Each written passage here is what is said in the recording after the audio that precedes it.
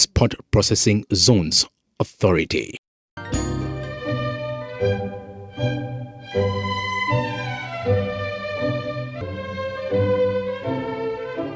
The Kenya Export Processing Zones Authority, EPZ-A, was established in 1990 by an Act of Parliament, Cap 517, Laws of Kenya. Its mandate? To promote and facilitate export-oriented investments and develop an enabling environment for such investments. As we are speaking, we are reporting close to 40 billion in exports. Again, we are reporting more than 35 billion in terms of investments.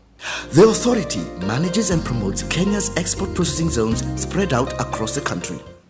We have 42 zones registered and gazetted. We have managed to increase the number of enterprises in the last 2 years to about 102.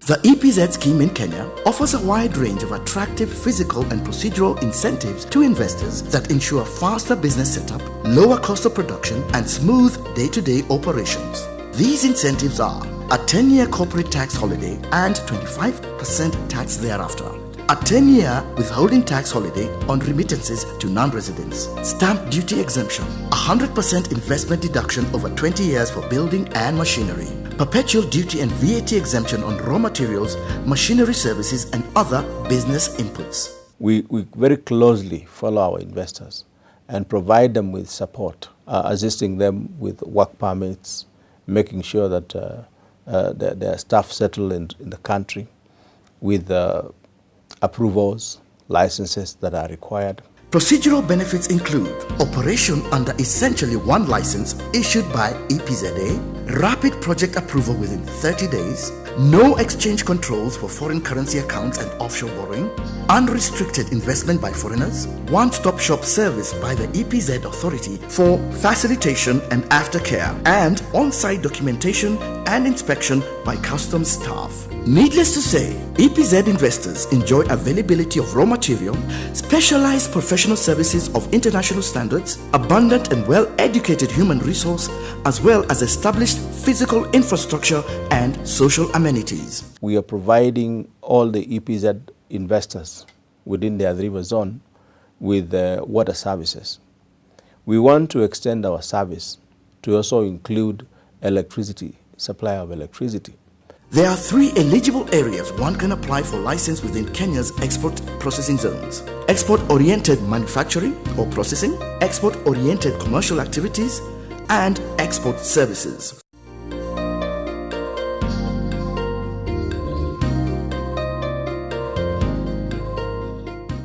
June 10th, 2008, and the country's new development blueprint is launched, Kenya Vision 2030. This long-term national planning strategy covers the period from the year 2008 to 2030. We will now go ahead on this road we have seen, and this we shall not turn, and we shall not change our mind. The EPZ program is one of the government strategies expected to help transform Kenya into a newly industrializing middle-income country that provides high quality of life to all its citizens by the year 2030.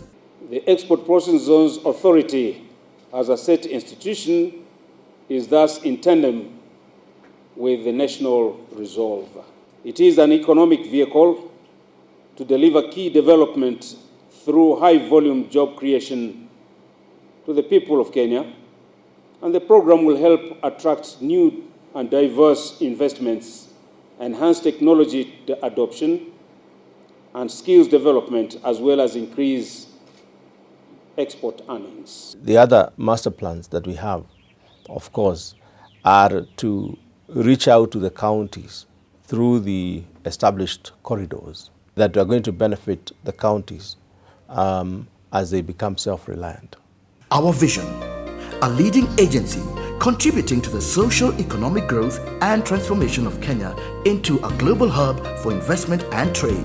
Our mission, to enhance the economic and social development in Kenya by promoting, facilitating, and creating enabling environment for investments in Kenya's export processing zones (EPZs) and special economic zones (SEZs). Our objectives: to increase productive capital investment, creation of job, transfer of technology, development of backward linkages, and diversification of export products and markets. The program is also actually transforming, as we speak, to the special economic zones regime. What this means is that then you will see an expanded regime that will not just be limited to export processing zones, but that will also cover technology parks, business parks, science innovation parks. The transformation of export processing zones to special economic zones requires new approaches. To this end, EPZ-A is promoting the concept of knowledge-based economy.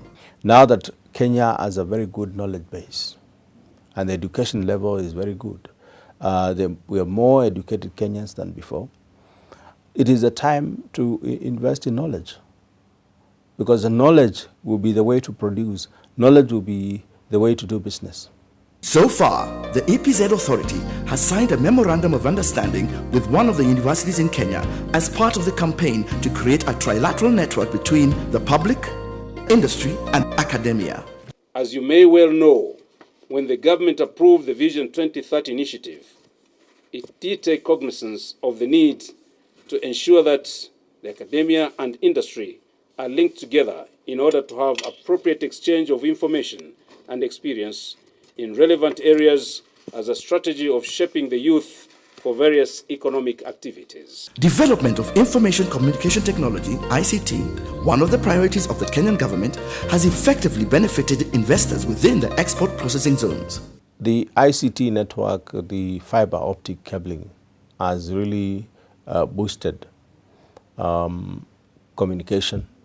It has also boosted efficiency in terms of data movement and data warehousing. The upgrading and expansion of Kenyan seaports is expected to boost EPZ program competitiveness and efficiency. Jomo Kenyatta International Airport is also in the process of upgrading. So is Kisumu Airport, which has attained international status. The airport infrastructure, including the network, road network, and even the commuter railway between our zone and the airport is very, very critical towards our performance, efficiency, and competitiveness. The enactment of new constitution in August 2010 has further opened Kenya as an investment destination. The good thing with the new constitutional dispensation is that we are talking about the dual citizenship. And you know, the president assented to the law on dual citizenship. So this is the time that any Kenyan out in the diaspora would actually invest back home. Bordering the Indian Ocean and positioned as the gateway to Eastern Africa, Kenya is particularly well suited as a production and distribution base to service Africa, Europe, the Middle East, South Asia, and the Indian Ocean islands. As a result, Kenya continues to develop as a logistics transit hub for regional trade. When you look at all the investors across the world, whether from Asia, whether from America, or from Europe, they are all focusing on Africa. Everybody is now targeting Africa for investments. Needless to say, Kenya is a beneficiary of several trade preference arrangements. Among them, the African Growth and Opportunities Act, AGOA, East African Community with 5 member states, the 20-nation Common Market for Eastern and Southern Africa, COMESA, and Africa, Caribbean and Pacific European Union Economic Partnership Agreement, EPA.